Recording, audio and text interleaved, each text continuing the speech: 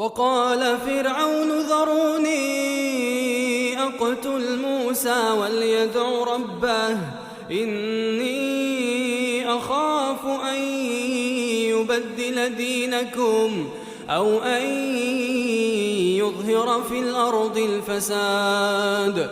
وقال موسى إني عذت بربي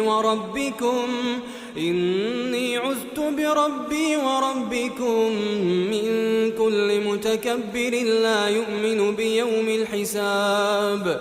وقال رجل مؤمن من آل فرعون يكتم إيمانه